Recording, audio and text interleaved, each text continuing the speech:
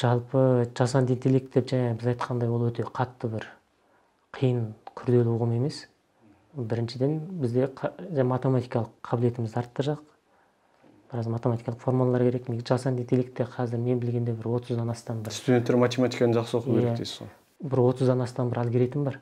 Сол 30 алгоритмді жақсы біліп алса, сосын біраз бір программалық тіл біліп алса, Python мысалы. Python қазір көп қолданады. Сол жаңағы біраз деректерді жинауға, сапалы деректер жинап, өзі сол жақтан бастап жұмыс істей беруге мүмкіндік бар да. Сізбен біз де бастай береміз қазір мәселен. Ол жерде қиындық жоқ. Енді бір үлкен қиындық сол жаңағы жасап алу басқа әңгіме. Оны қалай дамыту, оны кең көлемде бүкіл адамдарға қалай жеткізу, ол өзіңіз енді жұмыстың басқасында жүрсіз ғой. Ол үлкен процесспен уақытты кетіретін жұмыс қой.